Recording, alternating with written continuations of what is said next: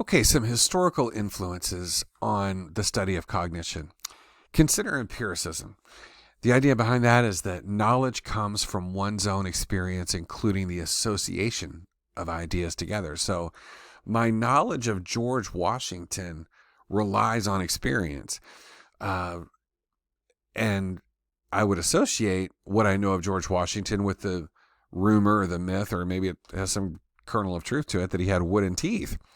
So George Washington and wooden teeth don't have to have anything to do with each other, but they do based on our learning experience. For those that grew up in the United States and may have heard this anecdote about his unusual dentistry. Another thing that happened just 3 years ago, and we're experiencing this bitter cold here in January of 24, a little unusual for this region. 0-degree temperatures and the word grid are forever associated in the minds of Texans from 2021. Now, what happened there? Well, it was February 15th and maybe into the 16th. I think it was Monday the 15th and Tuesday the 16th. We had lows that approached 0 degrees here in Nacogdoches and Houston and other places. And there were some fatalities, sadly. But what we learned then is that Texas has its own energy dependent grid. I'm not sure how to phrase it. That's not connected to that of the rest of the United States. And we had a bit of a vulnerability there that was kind of scary there for about 30 hours. So those two things are forever associated based on our experience as Texans, for those of you that may have been here in February of 21. So that's the idea behind empiricism, is that we develop experience through, or ideas and associations through experience. Also, there's nativism. Our ability and tendencies are to some degree attributable to genetic makeup. For instance, your humanity would suggest that you could discern the gender and the age of that person below. And by the way, this is a painting from the late 1500s, the 16th century, by Arcimboldo, who had an odd hobby, I guess a profession maybe, of drawing figures that were made of produce or books or what have you. As you can see, this guy is made up of pumpkins and radishes and tomatoes or what have you. And immediately in looking at it, what I see is a middle-aged male who appears to be in a pretty good mood and from another century, clearly. Maybe he has some sort of military outfit on. And what I'm seeing is maybe he's at a wedding or something. He's having a great day. But there's a suggestion that our humanity puts us in a unique position to discern the facial expression, the gender, even the period where this person came from. And maybe that would be less true for a lower animal like a dog or a cat.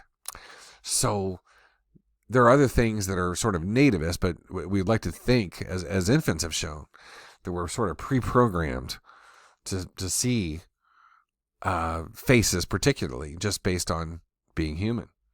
And there isn't an identifiable area in the brain that is responsible for that. Another influence, structuralism.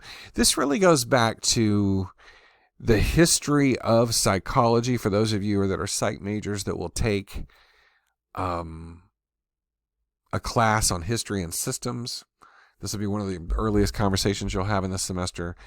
The earliest endeavors into cognition and psychology per se date to the late 1870s, and that was the first time the word psychology appeared in print, 1879 roughly, and it was spelled I-E on the end. But Wundt and colleagues used introspection. They used graduate students to speak of the color and texture of a lemon, what sound they could hear, a ticking clock in an otherwise empty room, etc., to describe conscious experiences and to establish sort of a structure of the mind.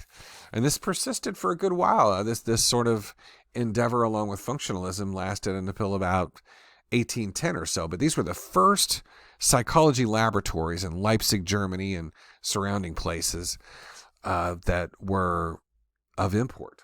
And Wundt could be described as the first, I think you could say, cognitive psychologist. Now, in mild contrast to that was functionalism.